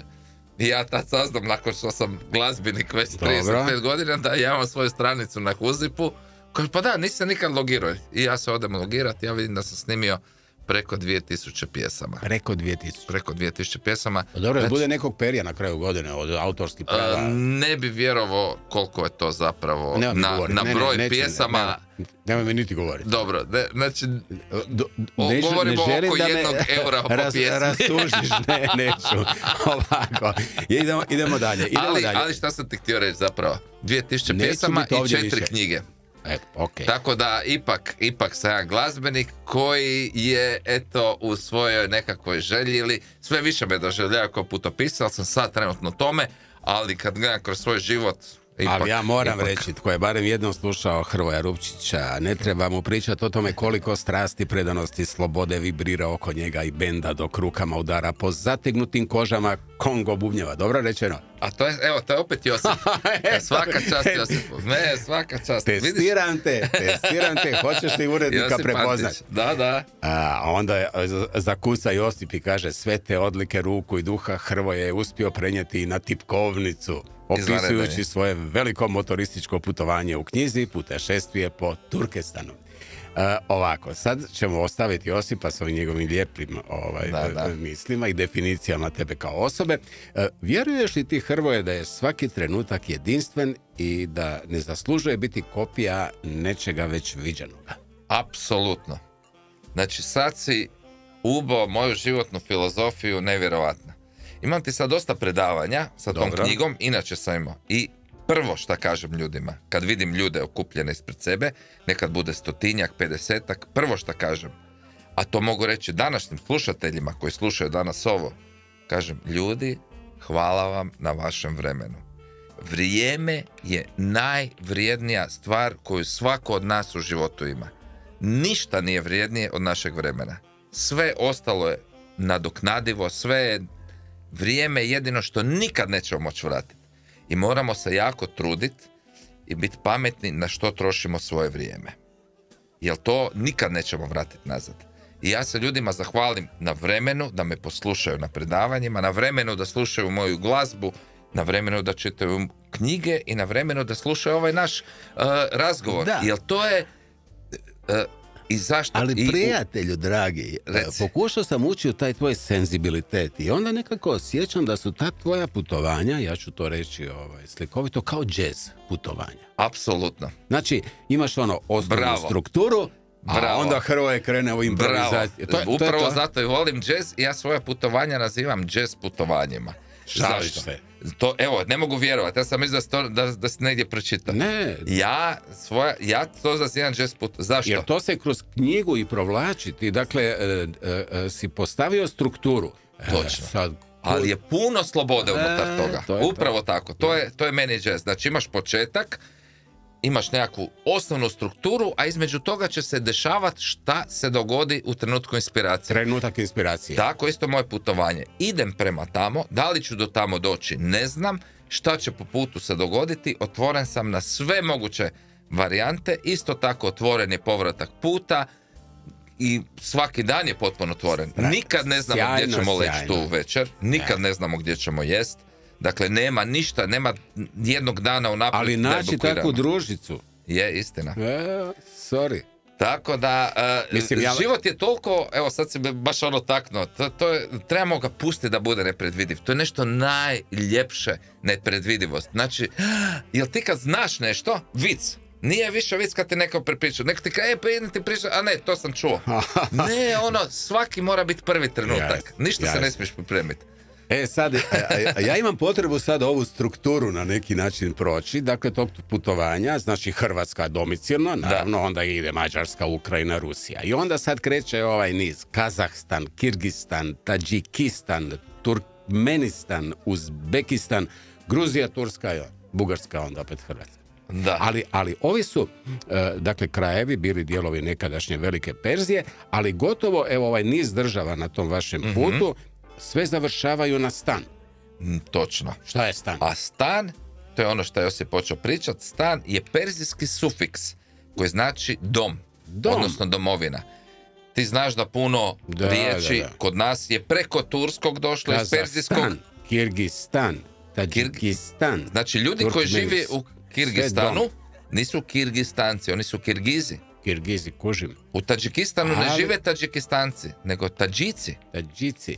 U stvari, kužiš, ja sad nekaj razmišljam, recimo Jura Stublić koji pjeva ono Moj dom je dolje u predgrađu, on bi kod njih pjevao Moj stan je dolje u predgrađu. Točno. Od centra prema zapadu. To mu moramo reći, ako ikad nastupi u Uzbekistanu, tam je sve posloženo za njega.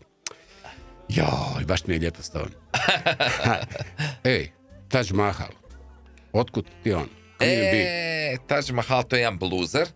Da, pa znam. Fantastičan, kojeg ja obožavam. Stvarno ga već dugo slušam. Ono, stara guba, ali...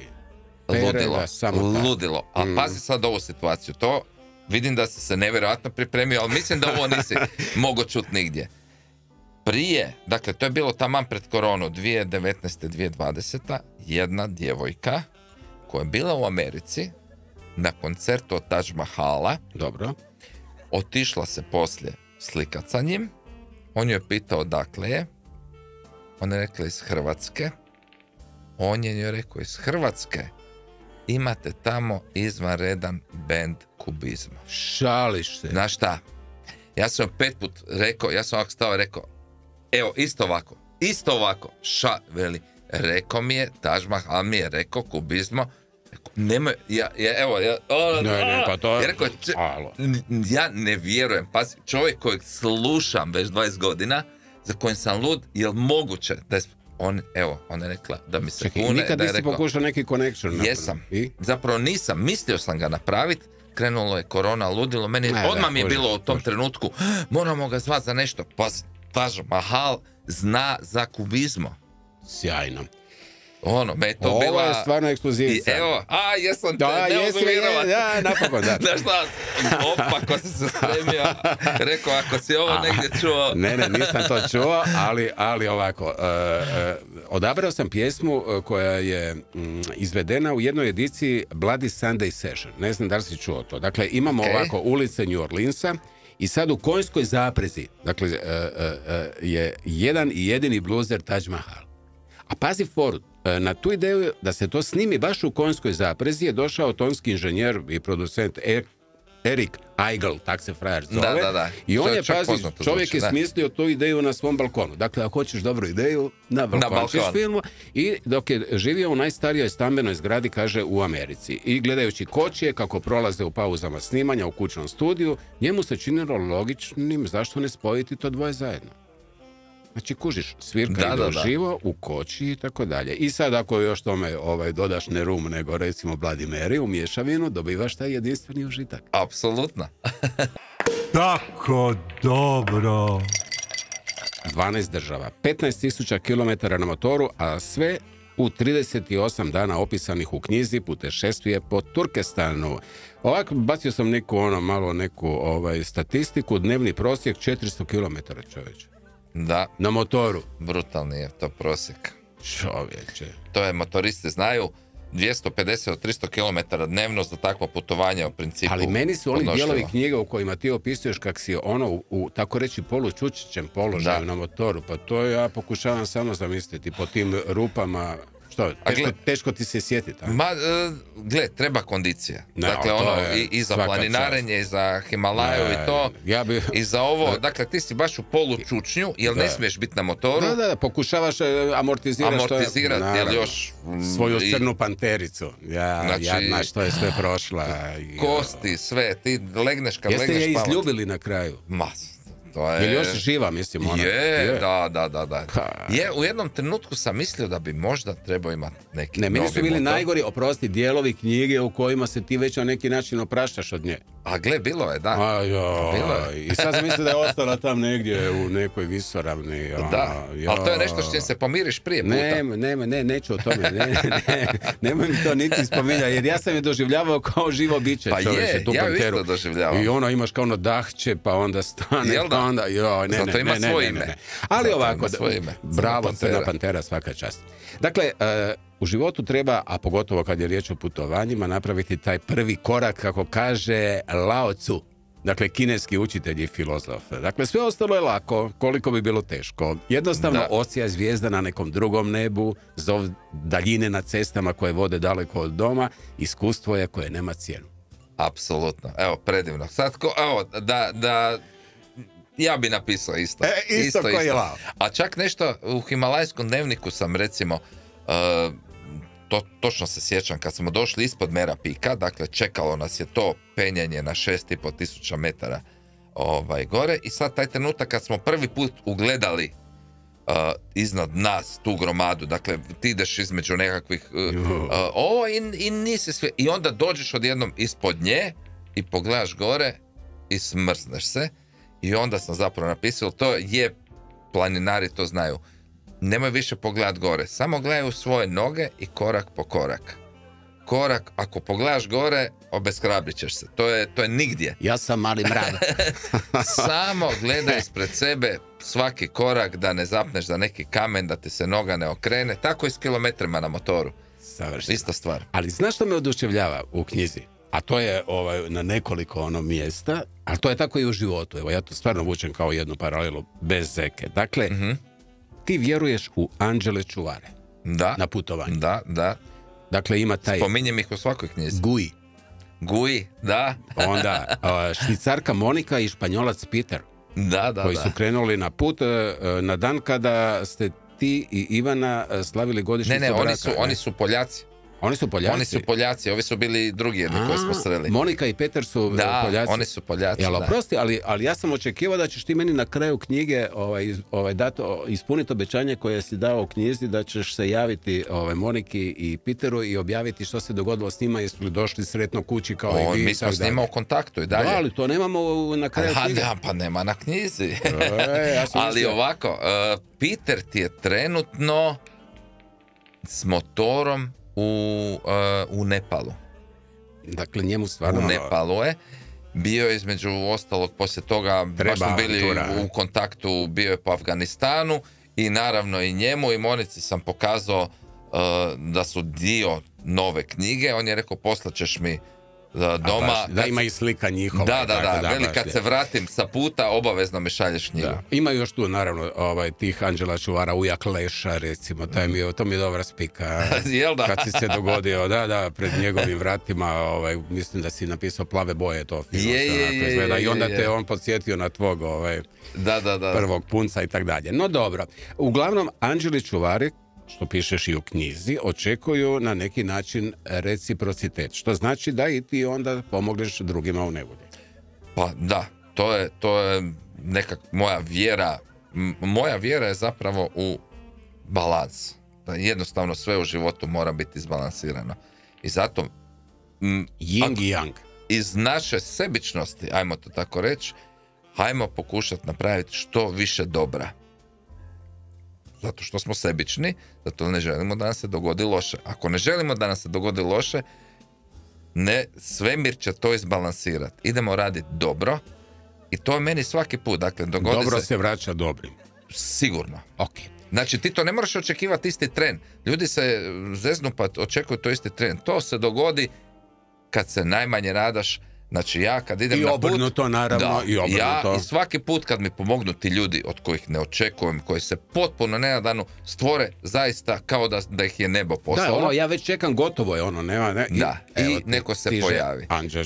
Želim i ja biti nečiji anđeo čuvar kad se pojavi baš u tom trenutku kad misli da ne ide drugačije, evo ga.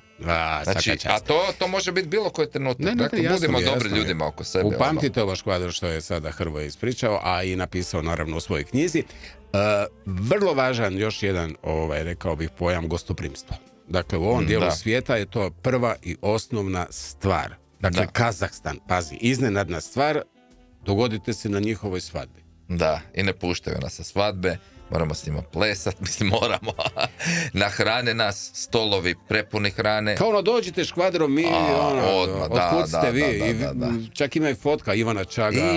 Imamo ti snimak, imamo cijeli video zapis od 5 minuta, smo složili na YouTube kanalu. Ali to je po njihovom tarofu, odnosno bontonu. Mogli bi reći.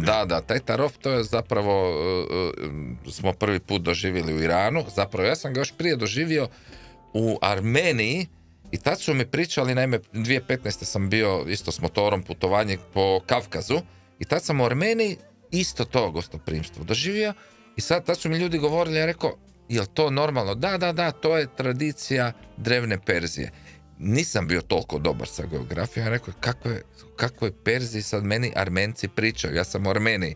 Poslije sam shvatio da su to sve bili dijelovi drevne Perzije i gdje god su bili, gdje je bila ta drevna Perzija, je taj bonton koji se zove tarov do danas ostao. I zato smo mi otišli u Središnju Aziju, jer na kraju prošle knjige o zemlji plemenitih ljudi je mapa Velike Perzije za vrijeme Darija Velikog prije 2500 godina, gdje se ta Perzija prostirala Središnjom Azijom i gdje se ta kultura perzijska, tog tarofa, tog gostoprimstva, apsolutno obavezno gostoprimstva prema svakom gostu zadržala. I ljudi koji to pokušavam ljudima objasniti, kada idete u te krajeve, znači nemojte se bojati ljudi, nigdje se sigurnije nešto sjećati. Oprosti, ima jedna epizoda u knjizi, meni vrlo dojmljiva, a to je, dalo bi se izvući kao konkluziju, nikada nemojte suditi ljude po izgledu. Apsolutno. Uletjeli ste u onu kolibu, u stvari taj neki restač uz put u kojem su bila dva mrka tipa. Ispričaj. Kratko. Da, to je dakle bilo na Pamiru, dakle Bogu iza nogu, nigdje, par 100 kilometara na svaku stranu, ničega, govorimo o 4000 metara visini, hladnoća, nema travke, nema ničeg i sad je ta kolibica po putu gdje se jede. I mi i jedan šleper. Uz tog i nutra dvoje njih, ono što bi mi odmah, znači ko je naziv za to, talibani ili nešto, to je naša, neki naziv, jel? Jeza u noći. Mrko nas pogledaju, samo oni i mi, dobro, sjednemo jest, jedemo mi, oni jedu nešto svoje, ustaju se, plaćaju, odlaze, ostanemo Ivana i ja sami, to sam u knjizi napisao, rekao, ne bi bilo zgodno naći srest po noći, ne, ona veli, pa da, mi krećemo plaćat i cura koja je tamo radila kaže, ne, sve je riješeno, oni su sve platili. Sve ova plaćeno. Dvojica, mračnih tipova. Da. Eto. I tad sam napisao, i 100. put, Hrvoje, opet si nasjeo na onu glupu predrasudu u svojoj glavi da sudiš ljude po izgledu i to sam sebi, nemoj to nikad više raditi. Nikad više, drži se bontona, odnosno tarofa. Jel ta škvadra čula za Šukera, Modrića? Apsolutno. Šališ se. Znaš šta? Svi to znaju. Dakle, nekad prije moja putovanja, kako već dugo putujem, prije bilo, nikom nije bilo. Znaš, trebalo je vremena da se Hrvatska ipak postavi na kartu svijeta. Hrvatska, kad više se izgubio bilo koju opciju, Jugoslavija, Tito. Ali zadnjih 10 godina se to promijenilo. A zadnjih 10 godina su to nogometaši, nogomet, svugdje. A ja stvarno ne znam nogometu da si ko naša predsjednica Zrinka Vrabec. Ona i ona bi tako dobro pričala o nogaču da je to milina. Ja danas nisam siguran da li je to 11 sa golmanom. Dobro. Ili 11 plus golman. Nešto je. Sve mi je jasno. Ali, i znam da mora biti što više golova. Znači, vaš kvadra u tim predjelima zna više od tebe. I onda mi dođemo na granicu i Hrvatska, iz Hrvatske ste došli prvo potpuno nevjerovatno. Modrić. Znači, uzbečko-tadžička granica i ovi počnu nabrajati. I na broj 6-7 i gleda me. A ti kažeš ko su ti, a? Ne, ja znam di su oni, ali ja gledam i onda ovaj drugi, recimo iz Uzbekistana mu počne nabrajati ove ostalo. To je rekao. To su ti. To smo mi. Hrvatska. Naravno. Što drugo. Joj, kako je lijepo s tobom, Hrvoje. Ovako, Somos Cubanos. Somos Cubanos je pjesma koju si odabrao, dakle, to su Los Fan Fan. Koji su ti? Los Bamban. Kak se zovu? Oni izgovaraju nešto između V i B. Bliže B. Los Bamban. Čekaj, to opet ovi iz Venezuela. To su Kubanci.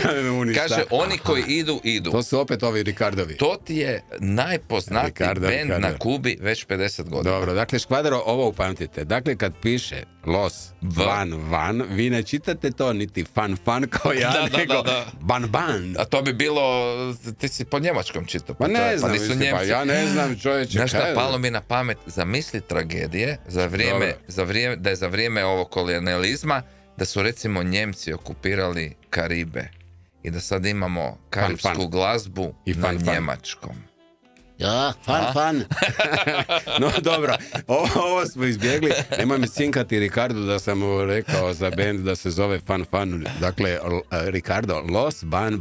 To ćemo uposlati. Dakle, jedan od vodećih glazbenih bendova.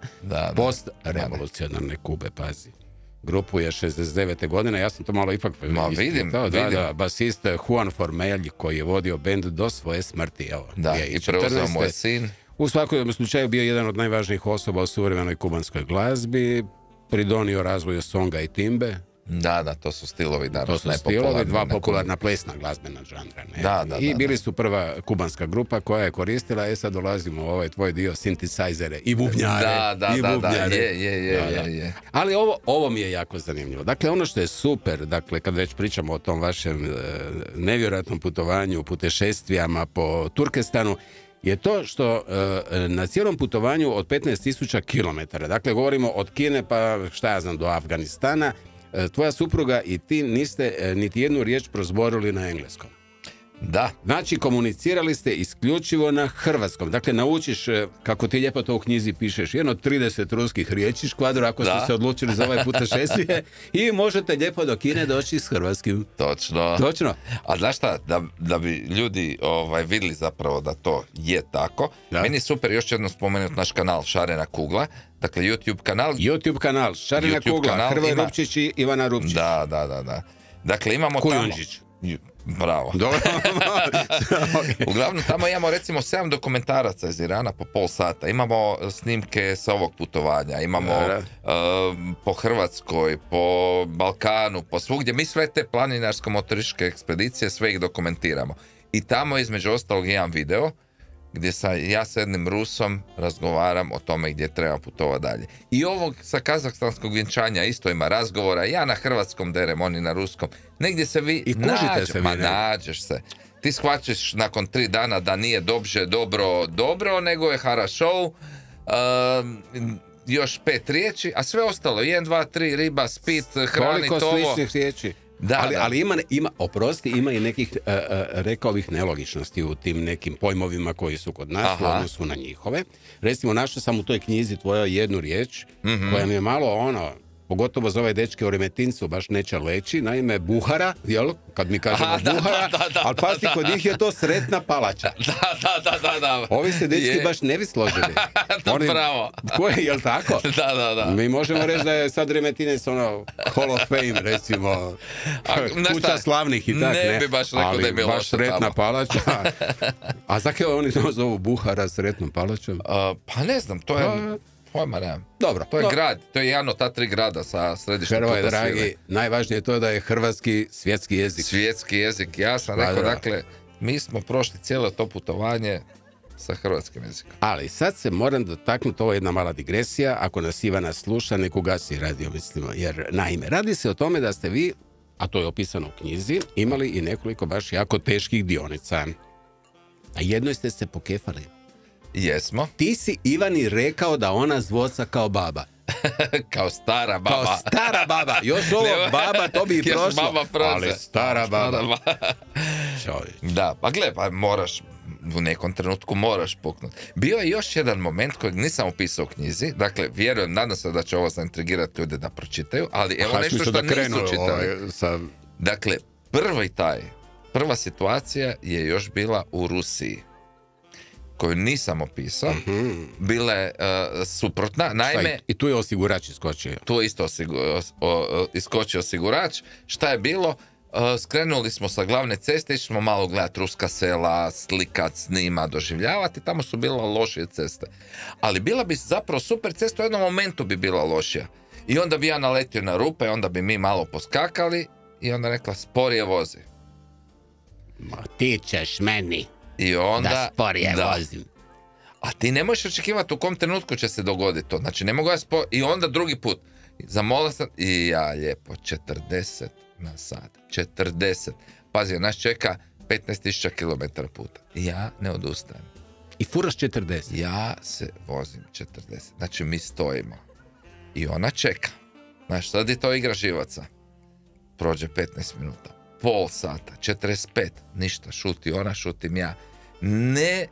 I ona, znaš, to je ono, ko popusti, njegovo je, ko ne popusti, njegovo je do kraja puta. Znaš, to je ono. Da, to si naučio o kubizmu. Ti nisi normalan. Koliko još misliš ovako? Ja rekao, jel mogu sad voziti kako mislim da treba voziti? Ona rekao, možeš. Dobro, to smo riješili. Hrvoje Rupčić, Bog zapovjeda. I onda kreneš.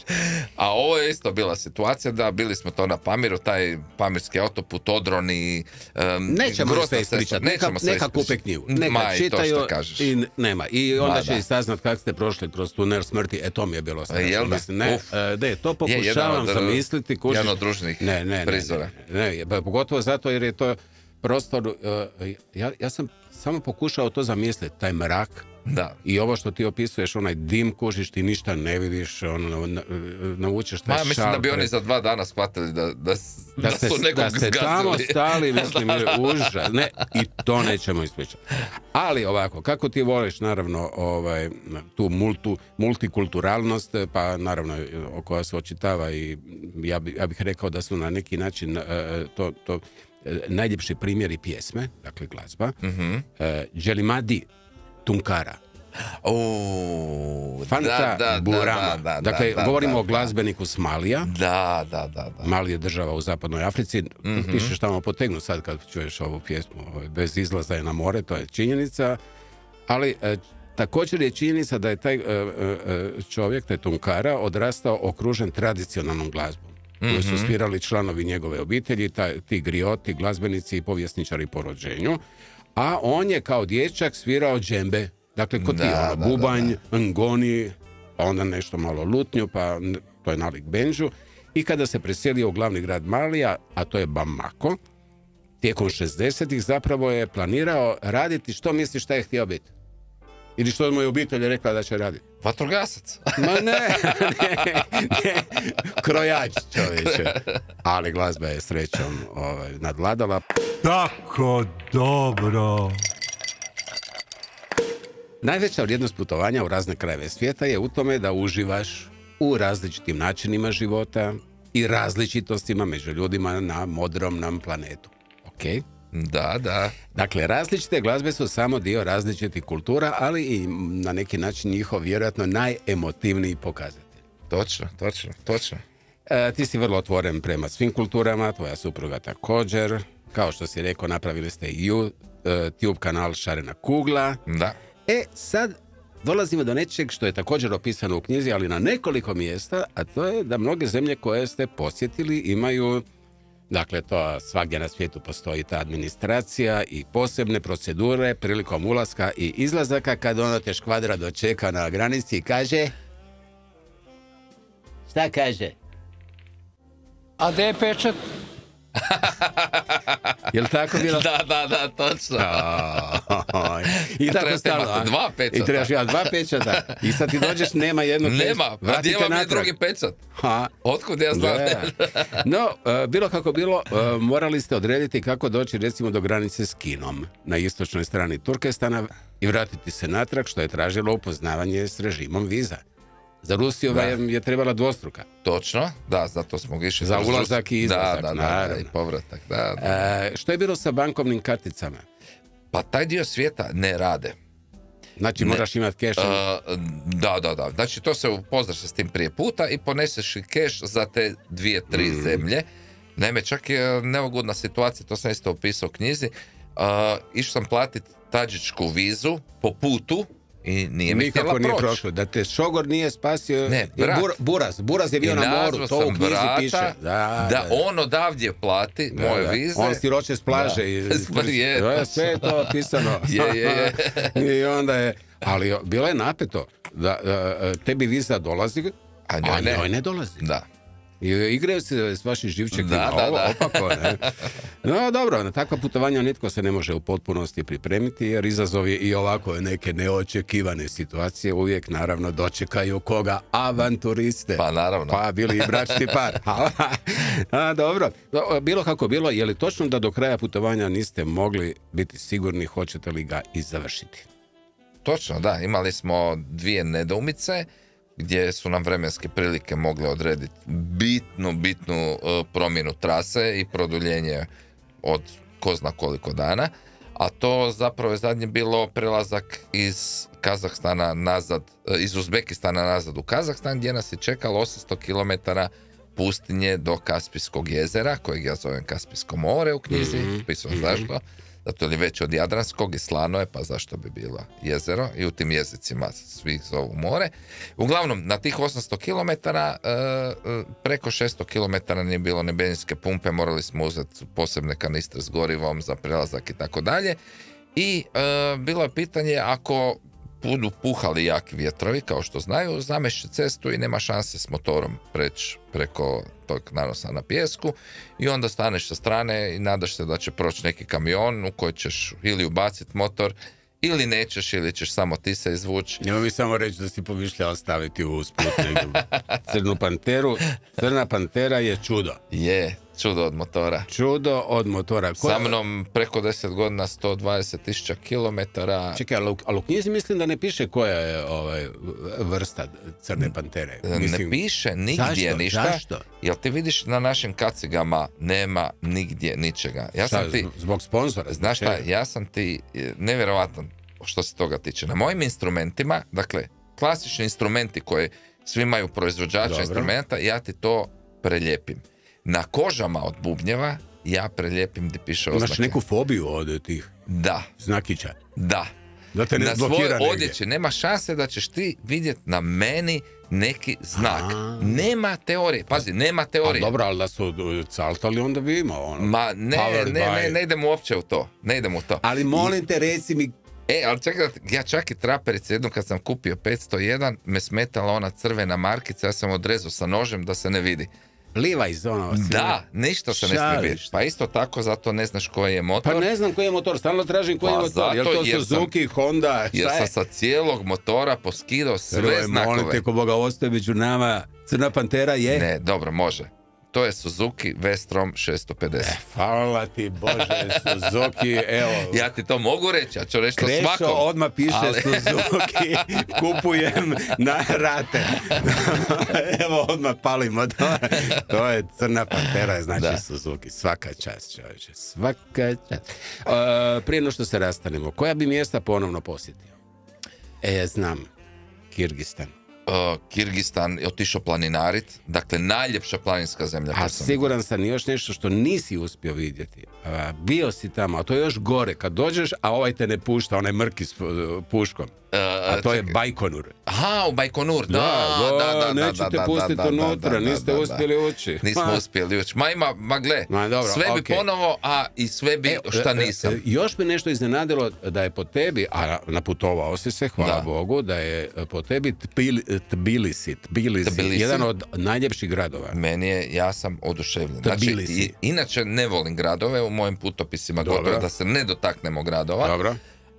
Ali što se tiče glavnih gradova, nije toliko velik grad i tako je fantastično osvjetljen po noći. Bajka, čista bajka. Dakle, Tbilisi po noći je najljepši po meni glavni grad u Gruziji. Znači za honeymoon, za vjenčanje. To baš je čudo. Krešnica piši. Znači imali smo Suzuki i imamo Tbilisi honeymoon. Ok. Je li točno da te svako putovanje promijeni? Ma da, naravno. Kako ste vi se to vratili promijenjeni? Pa mislim, kao prvo, takva duga putovanja, općenito, sa minimumom stvari, dakle ti na motoru imaš svoj život. Na mjesec i po, 2 mjeseca. Imaš svoj život na motoru. I to je to. Ti kad dođeš doma, prvo si šokiran uopće zašto imaš 10 majci, zašto imaš 3 hlača. Uopće mi nije jasno zašto imam 5 par igrača kad mi je u mjesec i po dana bilo dosta 2. Mislim, to je samo jedna sitnica, ali prvo ti treba navika uopće na nešto naše. Ali gle, druga stvar koja te promijeni, ti vidiš svijet, ti, ono što pokušavam objasniti, mi u Hrvatskoj živimo ovaj zapadni život prvog svijeta u nekom nevjerovatnom blagostanju. Nevjerovatno. Znači, ti kad se upoznaš Škvadro, svatko živi u Buhari. Što će reći u svjetloj palači. Točno, ali i ono što me fascinira je, i to svi putnici znaju, puno pričam sa putnicima koji putuju i svi su oduševljeni zapravo da u tim krajevima su ljudi sretni. Dakle, ti vidiš, odnosno siguran sam neopterećeni. Da. Hoće li imati sutra? Žive u sadašnjosti. Točno. A mi imamo probleme prvog svijeta, oni imaju probleme drugog, trećeg svijeta, da li će imati hranu taj dan, a nas brine, ne znam, da li će biti gužva u tramvaju. Znaš, da li ćemo imati mjesto za sjesti u autobusu. To su drugi ako neki problemi. Ako ste spremni na 400 km dnevno, iako može se to naravno i smanjiti što se tiče kilometraže, čime se povećava broj dana i tako dalje, no vjerujem da nakon putovanja najviše nedostaje taj osjećaj slobode. Je, da. Zato ja volim te nomadske krajeve. Ti si kužiš, ti si odbavio zadnje što si napravio, dakle u ovoj knjizi, to je došao si kod Brice. Da, koji me sredio. Fino sredio, šminkao, a tebe već čekao nastup u Beogradu. Ti si bio dodatno pod stresom. Direktno na svirku. Dobro, ja sam najavio, tad sam sa Ninom svirao i ona imala svirku u Beogradu, ja sam najavio da se može dogoditi da neću doći. Da. To znala, a probat ću doći. Dakle, da se nešto dogodilo ne bi došao, ali evo, uspio sam doći, dakle, sa cijelog tog puta direktno na svirku. S tim da sam na kraju u Turskoj kupio crne hlače i crne cipele da bi na nešto ličio na tom koncertu, jel? S kojim smo došli nakon mora da je laknulo onda, naravno, ne. Da. Joj, bilo je jako dobro, evo vidiš, malo smo i prekoračili nekih 4 minute, Jesmo, a za kraj smo ostavili pjesmu koju si ti odabrao, dakle kad je riječ o kubizmu, Pizza Ferrari. Da. Featuring naš neprežaljeni Oliver. Točno. To je jedna od pjesama koja po meni nepravedno, možda i našom krivicom, nije zaživjela kao što je trebala, meni izuzetno draga. Dakle, s albuma Autobus Kalipso, na tom albumu su isključivo obrade pjesama hrvatskih skladatelja uz gostovanje istaknutih glazbenih imena, a tu je i naš Oliver Dragojević bio s vama. S tim sam isto dosta svirao u životu, tako da to su mi baš jako dragi trenuci. Poseban čovjek. Ima jedan CD iz Lisinskog gdje smo samo naš 4, dvostruki CD, akustik totalno. Znači unplugged ono. Da. Nisam to znao, evo i to smo saznali. I što na kraju, evo, izvukao sam tu jednu riječ koju čuvam naravno za kraj, a ta riječ je, Hrvoje dragi, rahmat. Što će reći? Hvala. Hvala, naravno. Hvala. Veliki pozdrav naravno tvojoj gospođi, svaka je čast, preživjela je s tobom što bi malo tko preživio. A šta ju još čeka? Da, šta ju još čeka, to joj nećemo sad otkrivati. Ali ona se sad veseli kad ja to kažem. Je? Da, šta si spremio? Da, jer ono što gosti ti predložili u toj knjizi... Ona je luđa od mene. Da, apsolutno. Dakle, rekli smo Bajkonur, to morate se vratiti, jer biti tamo, a ne ući u taj kompleks u kojem su išli od onog psića Lajke preko Terješkove, Gagarina, samo je se stvarala povijest odlazaka u svemir. I onda vas ovaj patuljak nije pustio. Da. I nije pomoglo ni možda da... nismo. Samo ima ulazak, ali to su unaprijed najavljene sve No dobro. Da. Ako Škvadro je vani vedro nebo, topla preporuka, prije Ćorkice, pogledajte zvijezde, iako naravno te zvijezde se ne mogu usporediti sa zvijezdama koje ste vi doživjeli u ovom Turkestan području. Da, gdje nema ničega. Nema ničega. Tisuće kilometara. Nema neonske rasvjete, nema ništa. Nema zagađenja neba. Da. Dakle, naša topla preporuka, krenite. Ili, kako to lijepo piše, ja mislim da je to napisao tvoj urednik, on je lijepo napisao, napisao je ubacite u brzinu, otpustite kvačilo, dodajte gas i naravno odbacite predrasude i zadovoljstva kojeg sigurno neće nedostajati. Grga, hvala ti, prekrasno gostovanje. oduševio si me kako si se spremio i baš mi je bilo predivno. Prekoračili jesmo. Reci, baš mi je bilo tako dobro. Baš je bilo tako dobro. Hvala ti. Tako dobro, Igra. Svaka čast. Slušali ste Tako dobro. uz Ljudevita Grgurića Grgu. Tako dobro.